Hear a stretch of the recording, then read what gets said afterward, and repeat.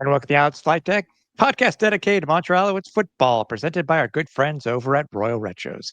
We don't need a time machine in order to get some sweet, sweet throwback merch. Head over to royalretros.com, use the code Flightdeck at checkout, and you will save 10% off your entire order. I'm Tim Capper. You can find me on X or Blue Sky at Repact. That's REPPACT. Hello, Governor. I'm Cliffy D. You can also find me on X and on Blue Sky over at Cliffy D. Okay. Should I say that's not a knife? That's a knife. That's Australian. This was I know it is. I guess know. a very, very poor attempt at a Cockney accent. Oi. The two's Australian. Never mind. Disregard. Yes. We're not gonna strike it from the record because we're gonna keep it because as we know everything's clip worthy. It sure is. Oh man, how are you, bud? Heading into the Thanksgiving Day Classic. I'm trying to remember. I don't think the Owls have. Is this the first time that the Owls have come off of a bye for the Thanksgiving Day Classic? It's very possible. But still, it's yeah. Second year in a row coming off a bye. Oh, so yes, it's happened before. I hope I answered your question. Yes, you did. Yeah. Thanks, Tim. I know I joked last week. It's tough. Again, we know there are some. It can be tough when it comes to getting some people on during a bye week, and again, that unfortunately that's what it was. But we're still here. We're still to try to talk some Alouettes football leading up to the big game itself. I mean, the Owls are coming off. It will be a 17-day break, which seems to be unfathomable. But it ties their second longest break in team history. At 17, the last one was 16 earlier, a couple weeks back. Good result for that one. Yep. A little bit. So, what are your thoughts? I mean, it's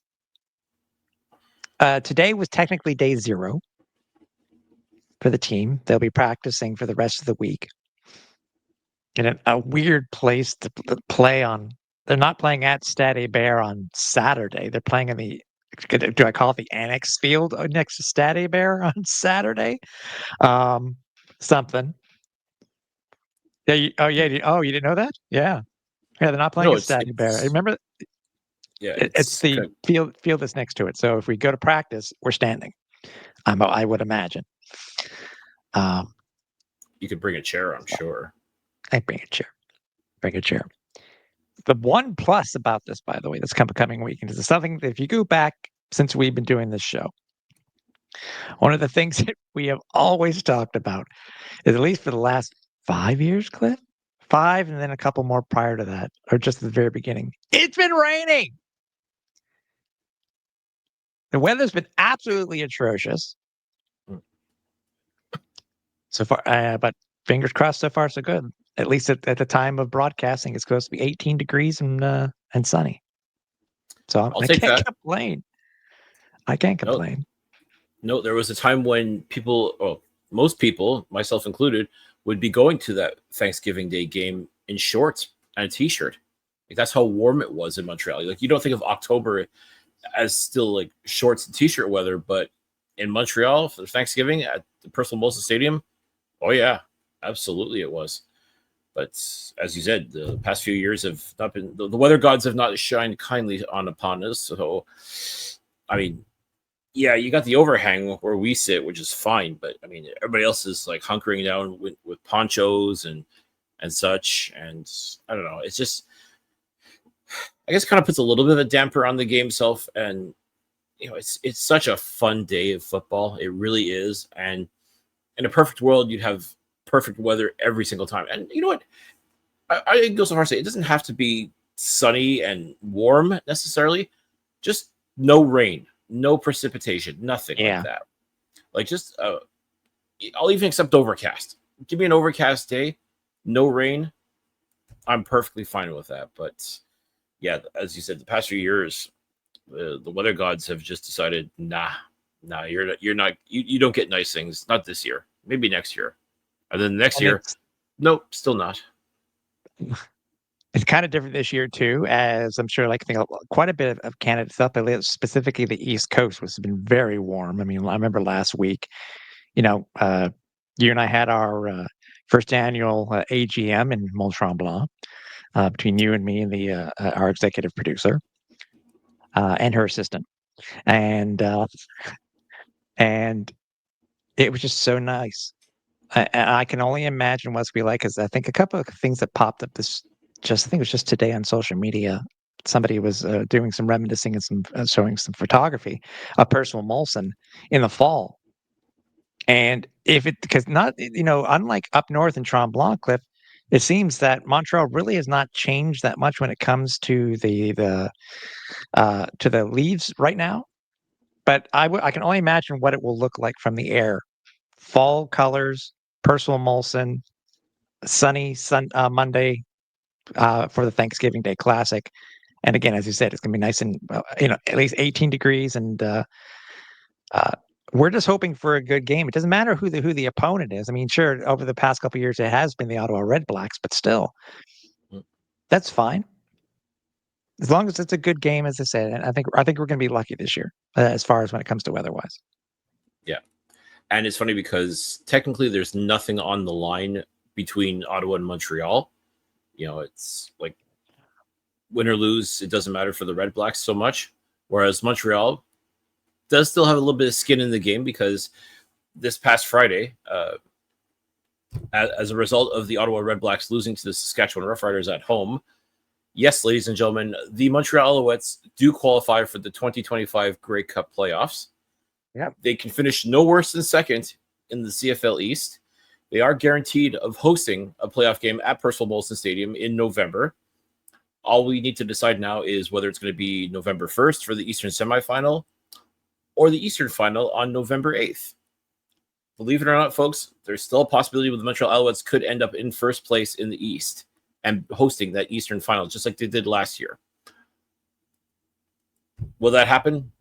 Well, I'm sure the Hamilton Tiger Cats will have something to say about that.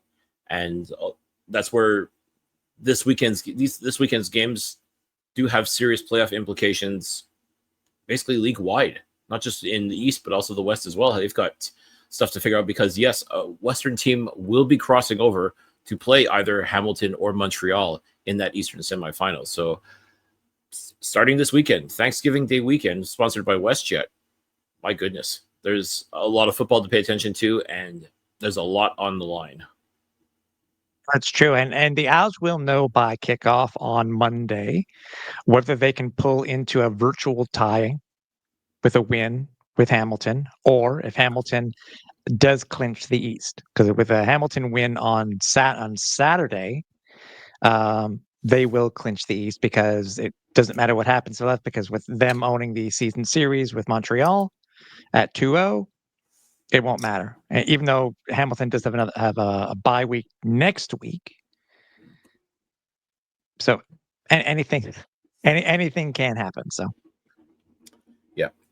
So, as I said, the only one who doesn't really have any dog in the fight, so to speak, would be the Ottawa Red Blacks because they've been eliminated from the playoffs, and I guess now they're starting to start thinking about 2026 now. And I still think the pride-wise, though, I still think they're going to want to show up and show out because they are playing a home-and-home series against the Alouettes. This Thanksgiving Monday, they'll be playing at Percival Molson Stadium. Then a few days later, back to TD Place to host the Alouettes yet again. I still think this Ottawa team wants to come away with a little bit of pride. If they can somehow find a way to beat the Alouettes and put a pin in their hopes and aspirations for first place in the East, or at least play some part in that, they're going to do everything possible to make that happen. that's true, and it's true. Even though the Red Blacks aren't having that good of a year this year, they still, as you said, they want to try to break that streak. Over at Percival Molson West. Sorry, TD Place. Uh, um, you know, that's I think what is it, 11 games, 12 games now. And 11, I believe. yeah, so it's yeah. Again, the games are always good, anyways, between these two teams. As we've seen in their history, that almost anything can happen, and anything has when it comes to Montreal football and Ottawa football. So, Mm. No, that's it. And you know, again, the Alouettes are going to want to show out for, especially now that they've qualified. They want to remind everybody, just in case there's ever just ever so slight of a doubt in this team.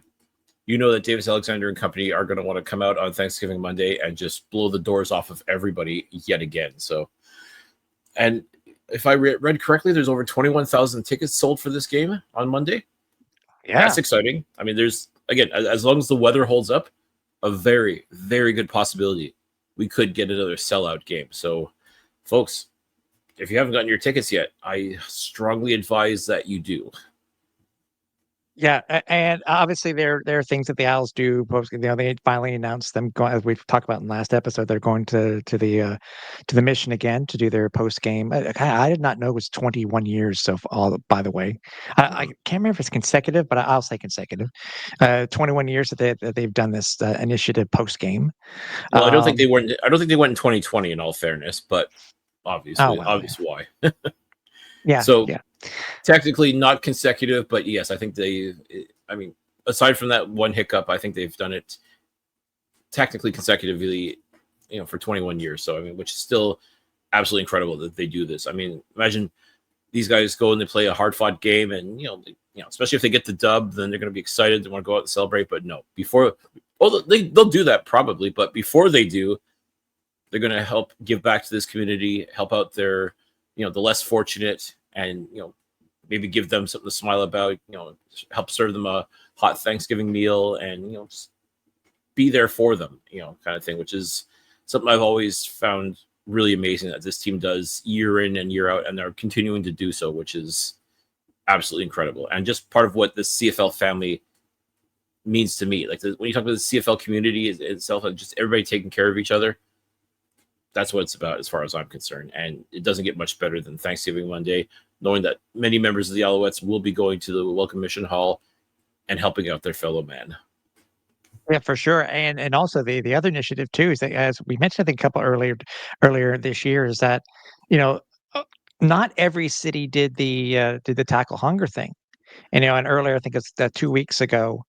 Uh, yeah, I think it was 2 weeks ago that the Owls did I guess we could say a meet and greet and a drive at the Maxi over in LaSalle. They're going to be doing it again. So, yeah, it makes me wondering how this is shifting, whether it's only going to be a 1 year thing like this, because I know the CFL just signed that new partnership with Pure Later and the Tackle Hunger Initiative. Um, but I think actually that's going to be on this Friday, if I'm not mistaken, on the 10th. So they're going to be doing it. They got practice, they got this thing leading up to the game itself, and they're going into the community and trying to not only with the mission, the welcome mission, as you mentioned, but also this doing, I guess, their second version of Tackle Hunger. I still think it's pretty cool, but it's glad that they're getting out into the city itself. Yeah, and in a way, I'm glad that they're doing it this way because let's face it, over the past couple of years, when they try to do the food drive and try to encourage folks to either bring non-perishable goods or bring your money to donate, and they've even tried to encourage as much as possible bring the money, because that food banks, they find every way to stretch dollars as far as they can go, and in a lot of ways that's sometimes better than bringing whatever random stuff you have in your cupboard.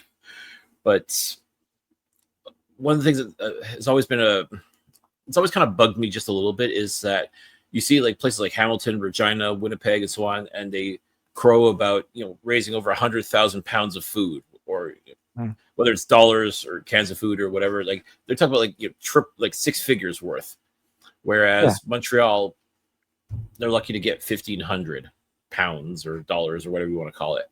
And it's just kind of like, how is it that a big city like Montreal or Toronto can barely register a blip on the radar, whereas these tiny little communities are able to pull in 6 figures? And I get it. It's not the same promotion. It's not the same thing. It's, people don't have that same sense of community. It's not to say that the people in Montreal don't have a sense of community, but at the same time, for this event, it's not the same. And then it turns into like a, like a staring contest, basically. I'm trying to find a cleaner way to say what I really want to say, but it's unfortunate that it has to come to that with fans. Like, at the end of the day, isn't the most important thing that you're still trying to raise funds or try to do good for the community? To me, that's what counts more than anything else. I mean, to turn this to a tinkling contest, quite frankly. I mean, it's there's, for lack of a better term. You could have used the other terminology. I wouldn't have bleeped you.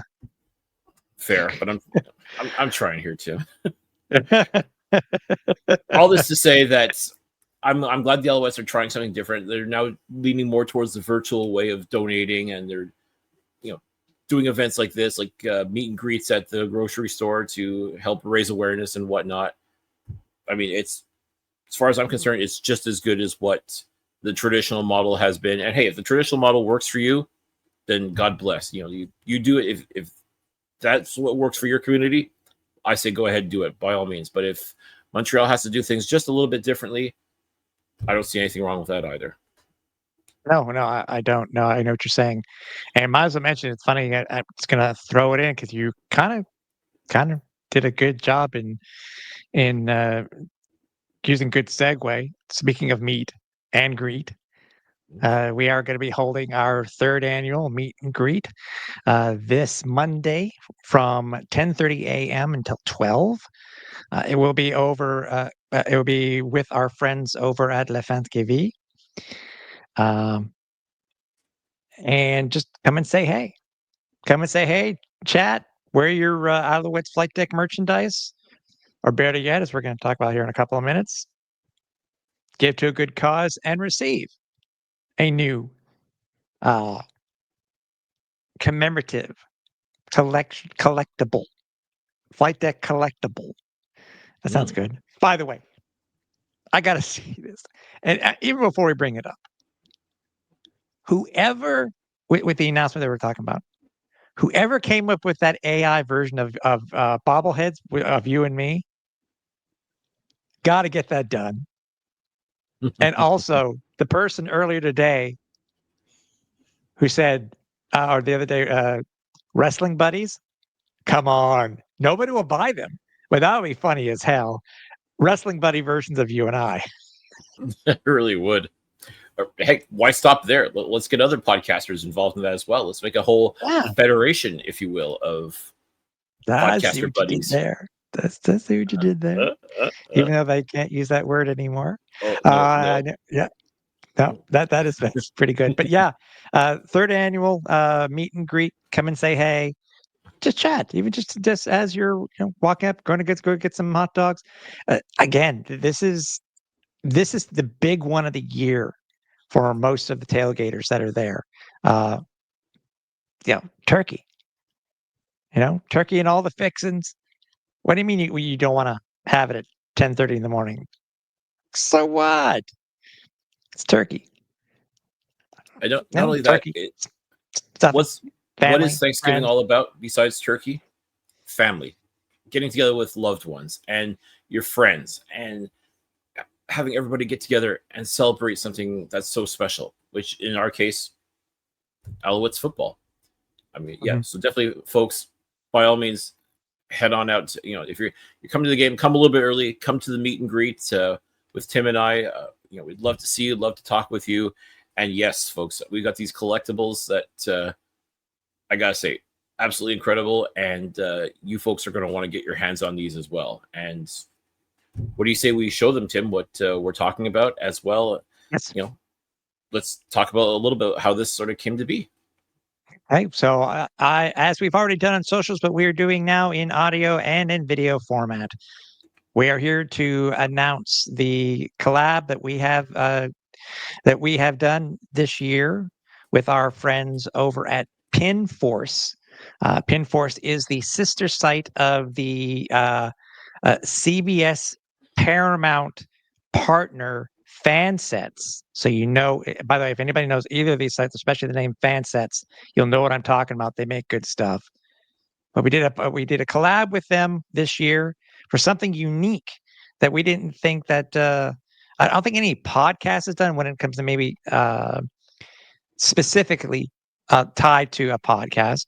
But I know some have been done. But either way, started this a little bit while ago. You know what? Let's show these things. We can tell the story afterwards. But so without further ado, ladies and gentlemen, I want to present to you limited edition pins, collectible pins between the Alouettes Flightdeck and PinForce. Mhm. They are limited edition, only 25 of each, and they will be at a cost of $10 each. And all the proceeds will be going to the CFL Fans Fight Cancer Initiative. You'll be able to see them, or you can DM us and we'll figure something out. But as of Monday, you'll be able to get them in person and buy them from us, please. Neither of us accept credit card. Please bring cash. As I said, $10 each. Cash is Buy king. one, buy both, but it's for a good cause. I think when I did this, and with all honesty here, folks, is that usually Cliff and I talk about things. Yeah, this is something I did on my own at first. I think I gave probably little hints here or there, just asking Cliff a couple of questions, certain things. But I think considering the reaction and how popular it was, I think it made all perfect sense. And Cliff, you can give me your thoughts on this. It did have to be the logo because I think that's become synonymous to our show and what we do. Mm. And then the Cartoon Bird 56, which is our best-selling shirt over at our merchandise store. I think it was the best thing to do with these. So I reached out to my friend over at PinForce, Lou Halberth, and we were able to come to an agreement. And we got these things done, and in pretty good record time too. Because I will admit, I did not know the full process of how this type of stuff was done, Cliff. But I will admit, we got them on time. Bang up job. There's a slight thing that there are going to be corrections made based on the card backs that you guys see here. The card backs, it should be a two-sided card back. We are waiting to get the replacements in. So if you do buy and you want the replacements, they will be available for you. But yeah, these are them. As I said, Cliff, usually you and I are on the same page, but this is something that I kind of bypassed you and went ahead and did anyways. It's easier to ask permission than forgiveness than permission, right? Yeah. Not that I would have said no, because yes, these pins are absolutely beautiful, and I definitely think they are going to be a conversation starter. I think a lot of people are going to see these and be like, "Oh my gosh, where did you get these? How can I get one of these?" And again, folks, these are limited editions, so I mean, if you want to come see them in person, definitely you got to come to the fan meetup for it. I don't think this photo does it justice. I think that if you see the pins and actually hold them in your hand, you feel a little bit of heft to them. Absolutely incredible. And they're going to look beautiful. I mean, look, I've got them right here. And sorry for the people that are just audio only listening, but all the more reason you should be watching us on YouTube as well. Come on. Yeah. So yeah, absolutely beautiful pins. Like I said, I'm no doubt in my mind these are going to look great. And they're not tiny. They're not tiny pins at all. They are not. And that's the thing. Some of these little pins are so easy to lose, or the backing falls off way too easily. No, these things are going to last you quite a while. So yeah, if you want to know more, I mean, QR code is right there. Make sure you check that out. Or better yet, once again, come to the meet and greet this Monday, Thanksgiving Monday at Personal Molson Stadium. Come by, say hello to us, come check out the pins, bring your wallet. I mean, again, cash is king, but I mean, if You want to go the e-transfer route? I'm sure we can figure something out. Out. I mean, folks, this is a very limited run. So, I mean, if we happen to sell out, it'll just give us reason to make more. But until then, until we know just how popular or how badly people want these things, I mean, come on board, folks. What else can I say? They're just absolutely fantastic pins, and get your hands on them. Well, not today, but Monday. Get your hands on them on Monday. The QR code that's on the screen, and for those of you who are listening, I'll be able to tell this to you, so you'll be able to go there and without using the QR code. But the QR code is leading to a promo code that was given to us by our friends over at PinForce because of the collab. It is to their shop where you will be able to browse and search, and if need be, purchase any of the different things that they have there. They have the rights to so many different titles and to IPs and stuff like that. These aren't things that have been done uh, uh, illegally. This is all on board. As I said, this is the sister site of Fansets, which has the Paramount and CBS rights. So everything's Star Trek, et cetera, et cetera, et cetera. But the QR code itself leads to PinForce, where if you use the code Flightdeck at checkout, you will save 15% on your order. And again, if for those of you who aren't listening to us, aren't watching us, you head over to pinforce.io and use the promo code Flightdeck.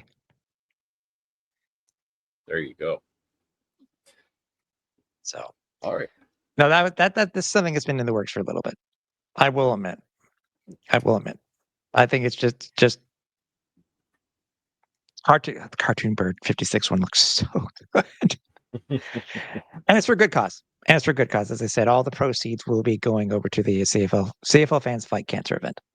Absolutely. So yeah, I mean, never mind the fact these are really nice pins, but you're going to be helping to support a cause that's very important to Tim and I, and to pretty much everybody that's involved in the CFL family, and everybody who watches CFL, goes to Grey Cup year after year after year. You know how important the CFL Fans Fight Cancer initiative is. Going to that event is, as far as I'm concerned, if you go to only one Grey Cup event, it really should be the CFL Fans Fight Cancer event, because they do so much, raise so much money. I mean, last year they raised, was it $75,000 out in Vancouver, and they're looking to break 100,000 this year in Winnipeg. So, this initiative here with these pins, I mean, as far as I'm concerned, what a great way to help support a charity that means so much to, as I said, not just Tim and I, but for everybody involved in the Canadian Football League. So, folks, buy up these pins. Let's raise some money. Let's give it to charity. Let's do some great things here. Exactly. Remind everybody we are on social media. You can find us on all of the podcast aggregates. Just do a search for Alouettes Flightdeck. Or if you want to find the entire archive of all of our shows for the past 9+ seasons, head over to www.alouettesflightdeck.ca. If you want to follow us on X or Blue Sky, you can do so at Alouettes FL Deck. Facebook over at Alouettes Flight Deck Pod, and Instagram and YouTube over at Alouettes Flight Deck. Speaking of YouTube, if you want to find the audio version, the full broadcast version of the show, you can find it there. And also you can find our post-game show, Flight Deck Live, where it doesn't matter where the Alouettes are, on the home, they're at home, on the road, it's camp, you will find us there doing a show for you, win, lose, or draw. And you can, this Monday, expect to see us post game there at Percival Molson Stadium. I don't think we'll have turkey legs in our hands, but I don't know. Well, let's not do it. Let's not say anything hasty. It could very well happen. It could very well happen, or you could just listen to Cliff and I gobble gobble. That's We'll be talking turkey of one way or another. Yeah, thank you very much. And speaking of YouTube, make sure you like us. Make sure you subscribe, and also hit the bell button and the notification to know when we do go live, whether it be a new show or it is the post game show Flight Deck Live. Also, if you want to get some merch, maybe a little bit late to get some merch for in time for the meet and greet and for the thing this week. But again, you do have that one option of the new collab collectible pins. But you can head over to flightdeckgear.ca and get some of the merch that's there, whether it be the original, if you know, you know, Cartoon Bird 56 t-shirt, the LBM shirt for the Big Mac, or any other merchandise that we have. It is there over at flightdeckgear.ca. Also, we do want to thank our presenting sponsor, Royal Retros, where if you use the code FlightDeck at checkout, you will save 10% off your entire order. And as just announced, if you want to save 15% of your favorite collectible pins, from comic books to arena football to many other things that are there on the site, if you go over to pinforce.io and use the code FlightDeck at checkout, you will save 15% off your entire order. As we say time and time again, folks, if you love the Alouettes Flight Deck, tell a friend, tell a coworker, tell everybody. If you don't love the Alouettes Flight Deck, tell us. We'll just know what we're doing wrong so we can make it right. Exactly. So coming into this game, Cliff, the Alouettes are still currently a 13.5-point favorite versus the Ottawa Red Blacks. I think it's their largest line of the year, if I remember correctly. I don't remember what it was last year when they played them. I don't know, because I know the Alouettes were finally getting back into their groove when it came to Thanksgiving.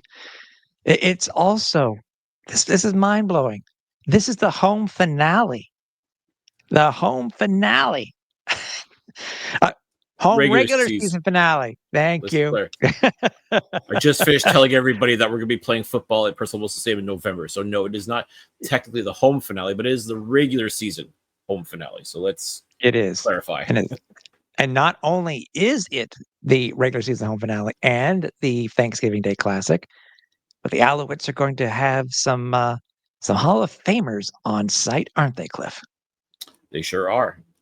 They're going to be honoring those that were inducted into the Canadian Football Hall of Fame. Was it 3 weeks ago? 3 or 4 weeks ago? Mm-hmm. That would include a friend of the show, Brian Chu, who, again, if you folks still haven't checked out the incredible interview we did with him, by all means do so. What better way to do so than, again, check the links below, because you will find the interview there. Also, Jermaine Copeland will be in the house as well, which is pretty excellent. Watching those two guys who also were teammates for that 2002 Grey Cup team. So they're going to get their flowers. They're going to get their, their accords for both Hall of Fame careers, even though Jermaine had arguably the most success as a member of the Calgary Stampeders, but he was a Montreal Alouette, and he did help bring the Grey Cup to Montreal for the first time since 1977. Yeah, 1977. Right. So still a very important part of this team. Brian Chu, as you know, spent his entire playing career as a member of the Alouettes, helped this team to 3 Grey Cups. Absolutely incredible. So very excited for those guys to get their flowers in front of everybody at Percival Wilson Stadium. And yeah, I wouldn't be surprised if there's a chance to do a meet and greet with them as well, either before or after the game. So again, folks, I feel like I don't have to sell this game to you, but if you're just a little bit teetering on the fence,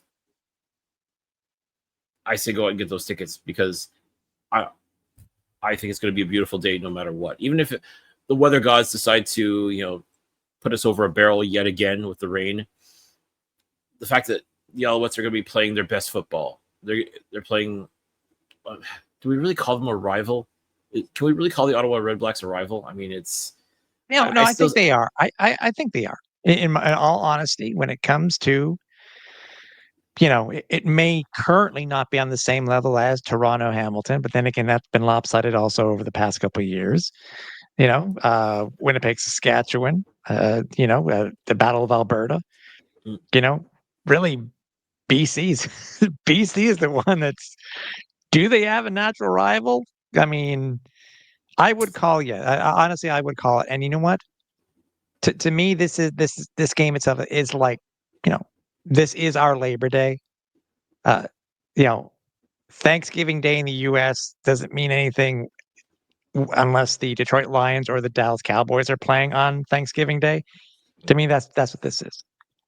This is our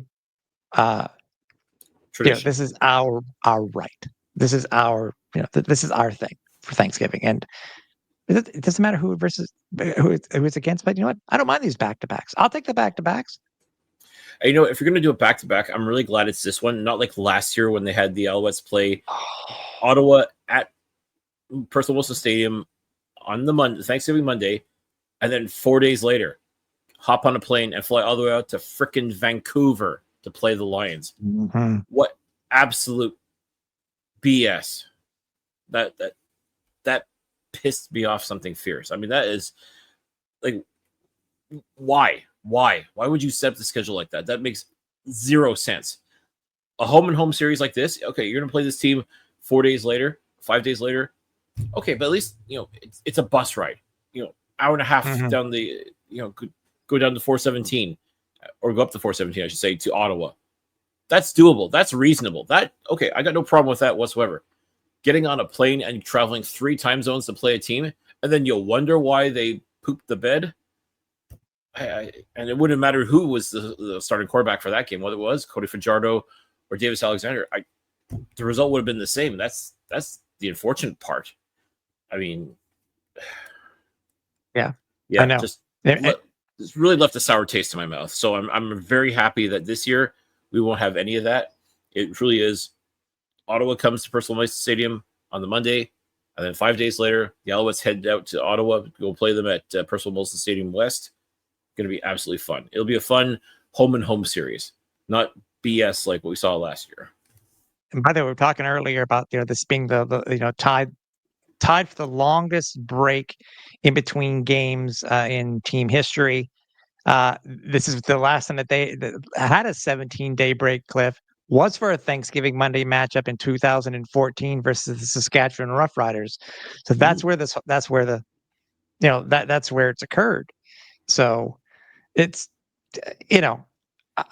and if which should be Davis Alexander is the projected starter. If he does start, Cliff, it will be the first time since 15 and 16 that you've had the same quarterback play in back-to-back Thanksgiving Day Classics since Rakeem Cato. Wow, that's a throwback to another era. It feels like it was only 10 years ago, but yeah. No, and again, Davis Alexander, who with his last victory set the new benchmark for quarterback wins to start one's CFL career. Currently 9-0 as a starting quarterback in this league, looking to go 10-0. I mean, he's going to bring his best. He's. I don't think this Alouettes team though is looking at this as a gimme by any stretch, and nor should they, because again, with Ottawa being, just I don't want to call it unlucky necessarily, but they haven't found ways to win. And I keep saying winners find a way to win. And unfortunately, Ottawa just, unless they're playing Calgary, they just haven't found ways to win, which is absolutely incredible. I'm still blown away that the Ottawa Redblacks swept the season series against Calgary. Like that. I know. Look, I understand the circumstances behind the second game, but even the first game, like even though it was like played in a monsoon practically out in Calgary, but still, it still blows my mind. So I mean, like in a lot of ways, you can't count this Ottawa Redblacks team out, but the fact that they traded Lorenzo Malden to the Stampeders just before the deadline, I mean, if that's not waving the white flag in a lot of ways, I don't know what is. You traded arguably your best defensive player, out of the division, mind you, but like that was one of your key pieces, and you shipped them off for a draft pick. Like, I don't know. A lot of people probably looked at that as Ottawa saying, even though at that time, at the time of the trade deadline, they still were mathematically in the playoff hunt. A lot of people just took that as surrender. Like they're like, okay, we're done. We're obviously not going to make the playoffs. This guy's going to walk in free agency. may as well try to get something for him. Which, okay, if that was the thought, then fair play.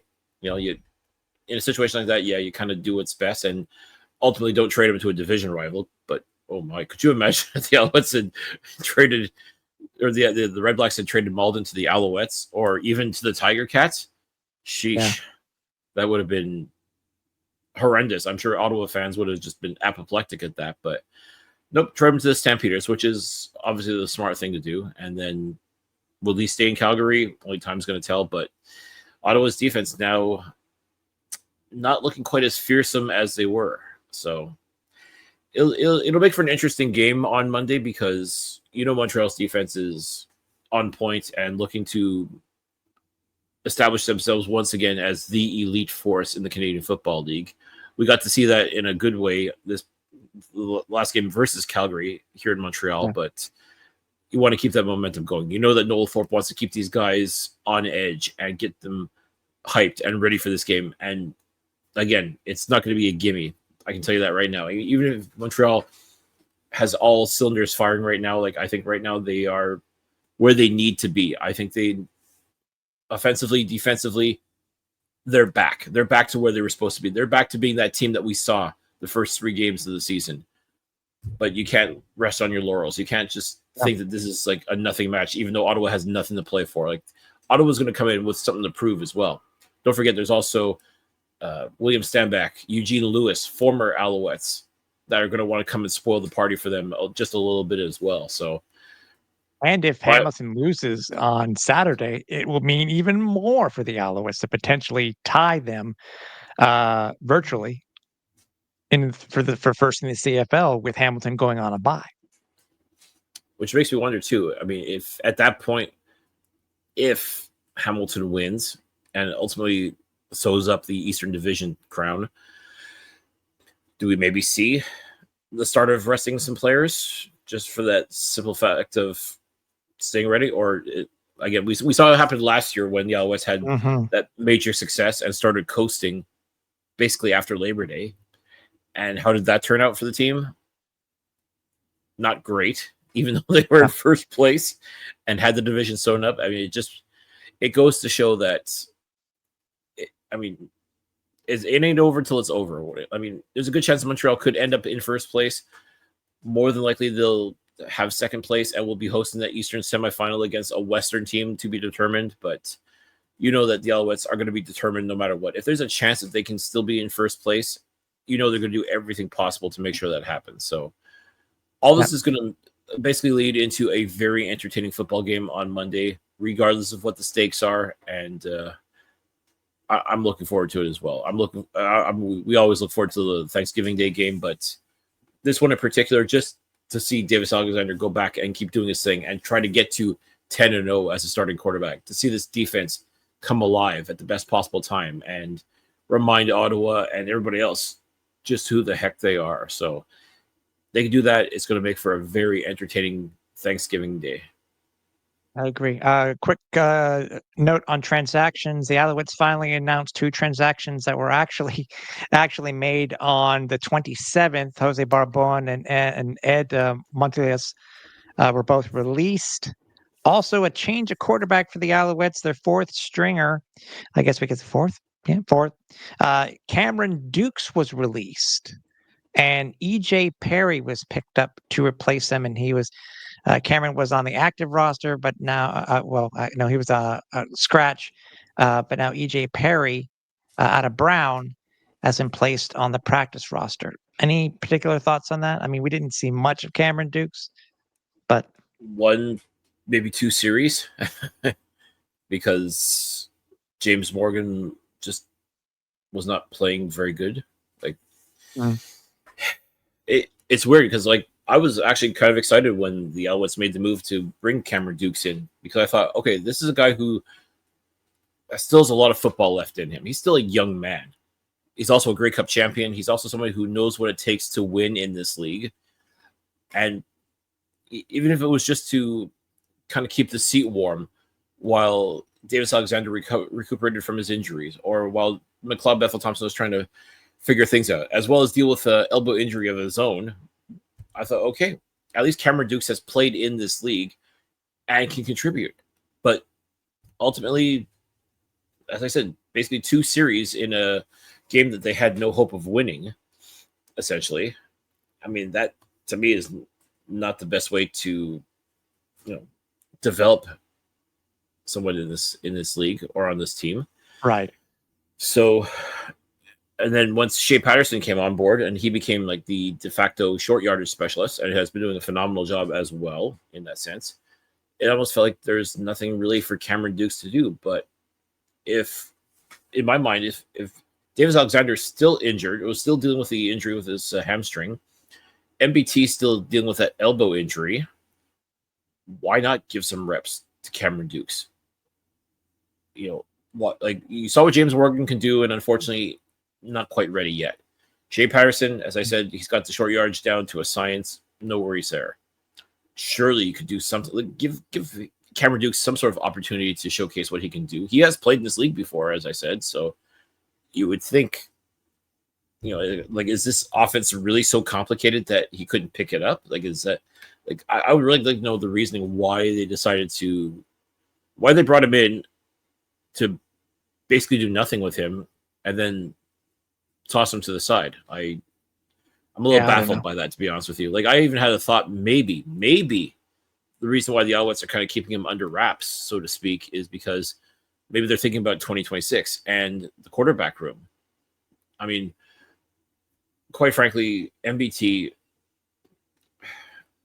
once the season is over, I just don't see him continuing on. I just don't. Shea Patterson, definitely you got to keep him.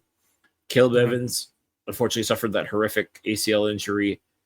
I say give him the real time to heal, and if he thinks he can go again, then yes, bring him back. But otherwise, at least you've got Shea Patterson who can do the same thing, more or less. Right. James Morgan, I guess they still see something in him. Maybe they still expect him to develop and become something, because otherwise, why would you keep him otherwise? But to me, I thought, okay, maybe Cameron Dukes can be that sort of diamond in the rough again, like to sort of reinvent his career in Montreal, kind of like what AC did after some not so great stints in Las Vegas and Hamilton. He came to Montreal. He got to learn under some great quarterbacks, and when his number was called, he stepped in with no problem, and look what happened. Now, could Cameron Dukes have done that in Montreal? Possibly.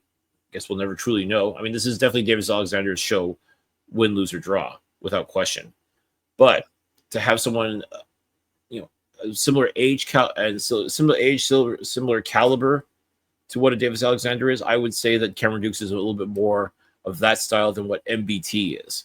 And I'm not putting down MBT in his style of play. It works to a certain degree. It just, for whatever reason, hasn't worked to the degree that we would like to have seen here in Montreal. Mm-hmm. And okay, you tried it. It didn't quite work the way you thought it would. No harm, no foul. I mean, other than that 5-game losing streak, but I digress. I think a 2026 quarterback room of Davis Alexander, Cameron Dukes, Shea Patterson, James Morgan could be ideal. But clearly this Alouettes brass doesn't think so. And there's he has something up his sleeve. We always know that. Well, and I guess this is what... Think about James Morgan was released, then they brought him back. So anything's possible. Right, but my point is, when he was able to do something. Again, Cameron Dukes has played in this league. He was with the Grey Cup winners last year. I mean, without being in the locker room, it's really hard to say. But I would have liked to have seen him get more of a chance. It didn't work out. It is what it is. Now we've got EJ Perry coming in, and I guess we'll see what comes of him, if anything. If maybe he's that diamond in the rough, that maybe the next Davis Alexander, that you just got to bring him in, put him in the slow cooker for a little bit and let him mature properly. I guess we'll see. Maybe he is a similar style quarterback to Davis Alexander. Again, only time's going to tell, but all this to say that, we truly don't know what's going on when it comes to... We know this is Davis Alexander's show, and it shall stay that way, and we will be very happy in watching this show. But it is so important to have a good backup quarterback. And one can't help but wonder if the Alouettes had a slightly better quarterbacking situation, and not necessarily put all their eggs in the Davis Alexander basket, what could have been. Never know. So again, a reminder that the meet and greet is on Monday from 10:30 a.m. till 12. Come out and join us. Come out and join us. Have some fun. Talk football, and get ready for the Thanksgiving Day Classic at Percival Molson Stadium. So, Cliff, Yeah, I'm looking forward to. It's going to be beautiful weather. Hopefully, it's going to be a fun time. And that's the thing. The tailgate is always a blast, ladies and gentlemen. So, I mean, if you haven't had a chance to come on and check out the Alouettes tailgate, I strongly, strongly recommend you do so. And hey, definitely come over and say hello to us. We'd love to see you this year. If nothing else this year, so many people have come up and talked to both of us and talked about how much they love hearing the show and how they really enjoyed everything. And believe me, that means a lot to us. It really does. So this fan meet and greet, meet up, whatever you want to call it, it's just a chance for us to reach back out to you guys and show you the love that you've been showing us. And we're excited. We're always excited to talk football. We're always excited to meet listeners or viewers. And let's just keep this party going, ladies and gentlemen, because we're having a blast. And also, too, pins. There's going to be pins. Buy them up. Proceeds go to charity. Come on. What more do you want? There you go.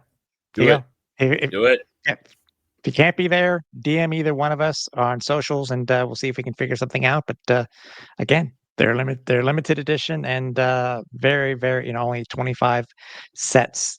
25 made of each. So either way, we will either see you next week on the show, or we will see you Monday afternoon on Flightdeck Live. So for the last time here at the Alouettes Flightdeck, for Cliffy D, I'm Tim Capper. We're on Final Approach.